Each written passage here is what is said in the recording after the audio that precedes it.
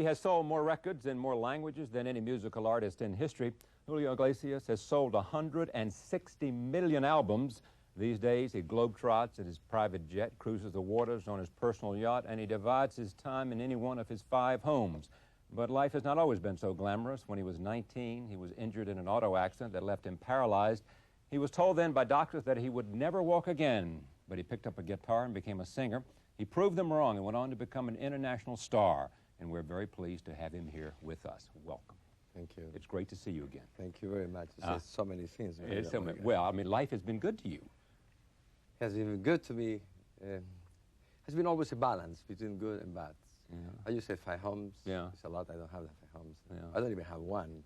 I have places, right. not homes. So only one home is in Miami, and the other places are just places? No, I have a place in Miami where I stay most of the time, and another place in Argentina just to take holidays sometime. I don't have so many places. Yeah. I used to have more when that's my time to sell, not to buy anymore. Yeah. Why? In other words, less is more? You want to reduce possessions? You know, when you start your life and you start to, life is generous with you, you want to buy everything. And after is a moment that you want to sell everything. So I want even to sell. I would like to be more free, to sell everything. So I have to pay lights, to have to pay just free. Yeah. The hotel's rooms. I think it's the best place for me now. Do you really? I think so. Yeah. Now, I'm not interested too much in this, but I mean, you're formally married, you're divorced, yes, a long time. Yeah. You got 3 kids, right? Are they in the music business or not? No. They're all in business or? Chabeli, which is my daughter, she has a talk show. She likes to. Oh, the Spanish language. The Spanish language. Yeah, right. And Julio and Enrique, they are normal kids. They are growing up in the university, great kids, natural kids, very disciplined. Yeah. I'm very proud of the kids.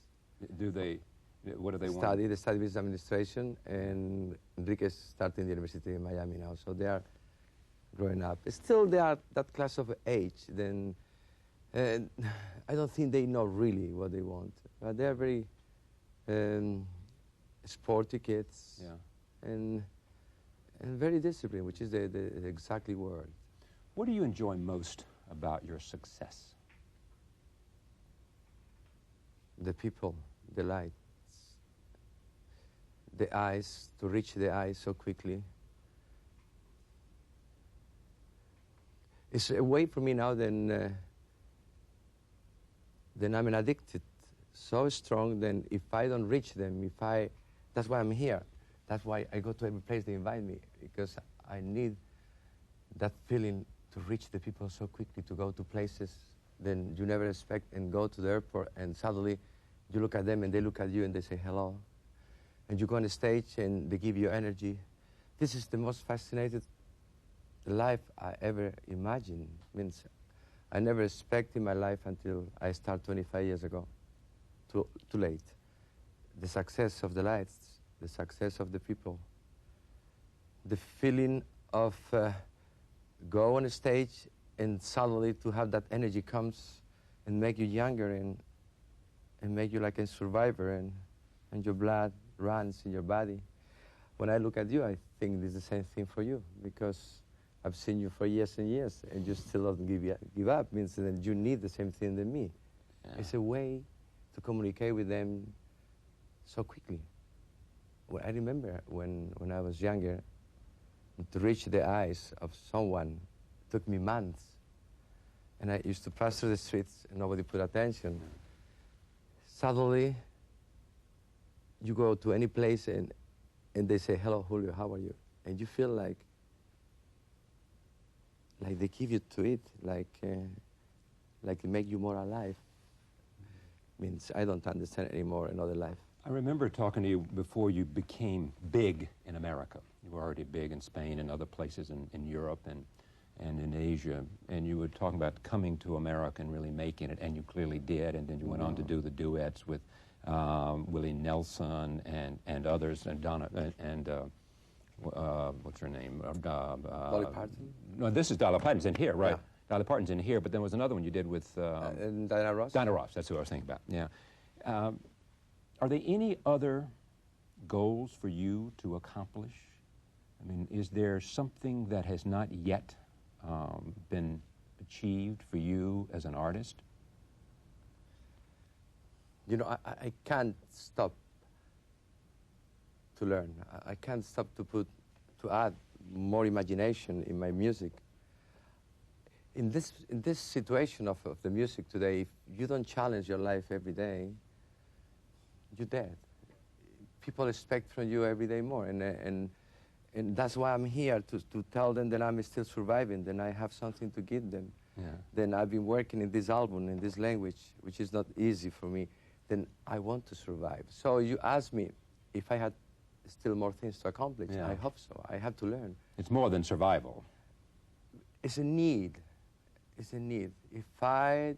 For the adulation? No, more than that. For the... It's like an addiction without cure. What? Means, if I, for example, doing my album, I imagine the people like it. I'm in love with what I'm doing. I get in love with the process of a year working, and suddenly the delivery is coming. And I start to have that depressions and obsessions to think if the record company is going to deliver in a good way, if they like it, they don't like it, the people are going to say yes, they're going to say no. So in that moment, all physical and psychical, I became that class of guys then is completely lonely, thinking if they're going to accept or not accept. So that's all my life. I mean, what else I had to do? I don't have to do anything else. I want to be in my house fishing. Yeah, you wouldn't want that. Never, never. Yeah. And also is the most important thing that ever happens in my life. How many albums a year? Normally I do 4 or 5 albums when I do the French, the Italian, the German, the Portuguese, and the Spanish, but it's a compilation. But it's all the same songs? Or, yes. Yeah, so that's different, because it's just the basic album in Spanish, and after, with the translation in different languages, takes 6-7 months. To do an album in English, I have much more compromise, because the phrasing is different, the attitude of the music is different, the culture is different, doesn't belong naturally to me. So I have to really get concerned, and it takes a year for me, a year in the studio. Nobody put the lights, nobody make interviews. What is it that we don't understand about the notion of being an international superstar, you know, an artist that commands an audience around the world? What's difficult about it? What is the hardest part of it? That is not hard for me. It means I was born through the music at 25 years old, and I developed that passion more and more, and now it's a natural thing. Means it's not something that I had to develop. It's nothing that I had to get concerned. It's something that I have to deliver, but not to develop. Yeah. Let me take you back to that time, because you and I have talked about it before, but many people know the story, but some don't. You were injured in the hospital. Prognosis was not good.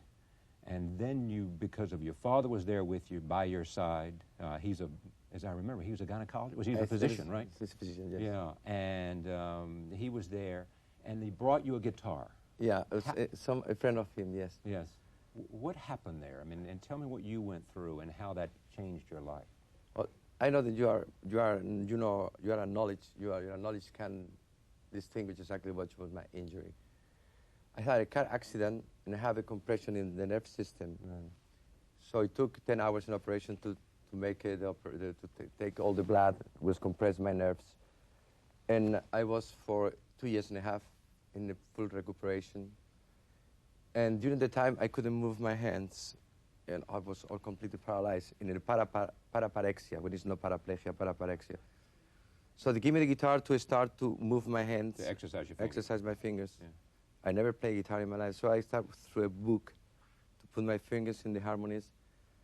I started to write little songs for, yes, my father and my mother used to listen all the time. And through that harmonies in my brains, I started to develop an attitude for music.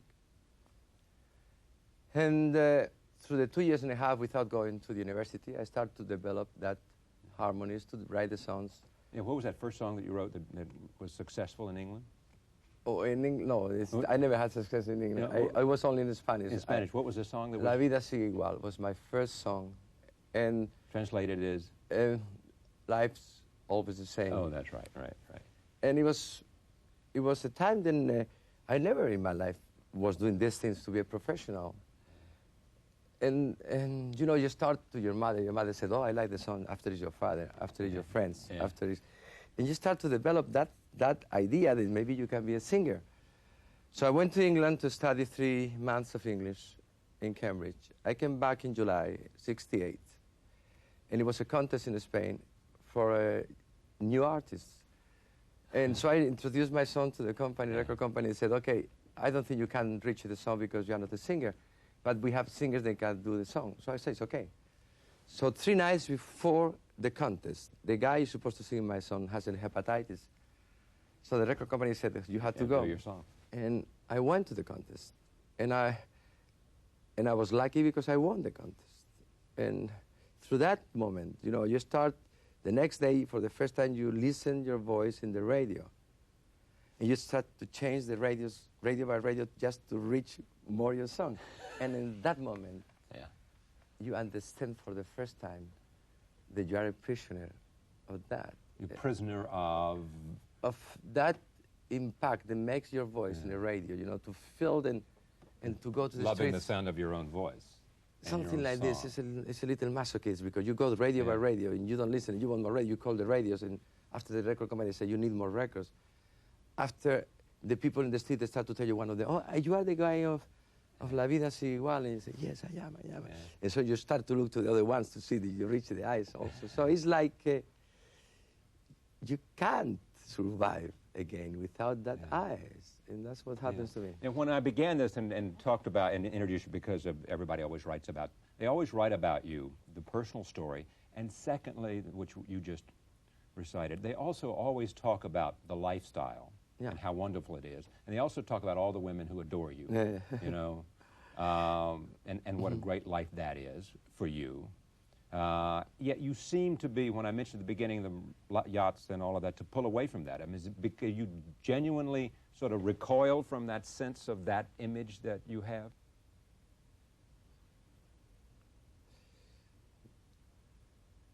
I've been the last 6, 7 years of my life try to accomplish in the people much more the idea of the deepness of my work and the challenge of my professional life. Naturally, they know that success has accomplished also a material life, which is to have houses and to have commodities, like you know. But the reality is I will change, and I'm able to do it, everything I have for the idea to have people until the end. The offer in my life who can make my life excited is the offer of a lot of people, and a lot of success and love with them. I don't have any more yachts. I have a place when I stay most of the time when I have freedom. I have a plane, it's true, because they bought me a plane. I have to tell that you bought me a plane, and it makes me sleep. Who bought your plane? The people there. Yeah, because they come and buy your albums and buy your... do you have any fears? What do you fear the most? Fears? What means fears? Fear, do you worry about anything? I worry about the relation between my brains and my heart, and the relation between my brains and my feet. To accomplish a perfect relation until the end, it doesn't be able to quit, it doesn't give up. Yeah. And that relation then now is in full power because I react much more. So, I mean, is there a time, you know, we see a lot of people that find it very hard to let go. Frank Sinatra is one example. The Rolling Stones are about to have another tour. Yes. After they said that, you know, the one thing they would never be is, you know, rock and roll stars after they were at a certain age, and they're way past that age now, both Mick and Keith and the rest of them. I understand that. When you understand that need Perfectly. to keep going, and you can't let go, and when Frank Sinatra's in his 70s and he's out there and... I not only I understand, I applaud. Even if the voice is not quite as good or the step is not quite as good for Mick, keep doing it. You know, the voice is just a way to survive. The style is the deepness of us. So when the style is there, the voice is secondary. Means we are not sellers of Yeah. voices, we sell of styles. You sell style. Styles. And Frank Sinatra has a deep style until 200 years more from now. And also Rolling Stone. I understand Mick Jagger. That need to go on a stage because it looks like you prefer to die on a stage than on the bed. And you've said that yourself. Of course. You prefer to die on stage. A million times. It's the most beautiful death in the world. Has anybody ever died on stage that I know of? A lot of people. Even they die in the bed after because I've been in the stage too strong. Yeah. I think it's a physical thing. Because to die on a stage means that you can't die on your bed, but the next day. All right. The album is Crazy. You will be appearing at Radio City June 1st through June 5th for people in the New York area. It's great to see you again. Thank you. Thank you for coming. Thank you, Charlie. Thanks, thank you very much. Julio Iglesias, we thank you for joining us this evening. Look forward to seeing you again tomorrow night. See you then.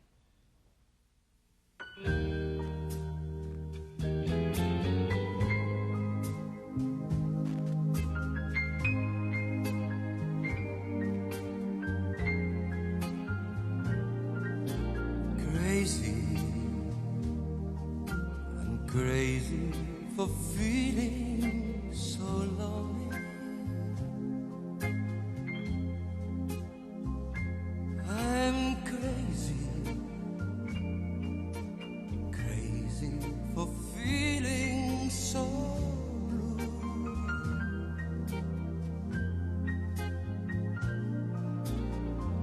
I knew you'd love me as long as you wanted, and then someday you'd leave me for somebody new.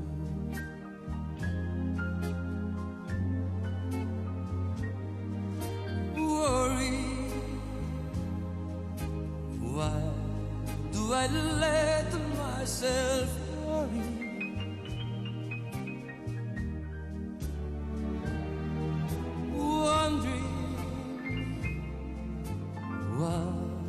In the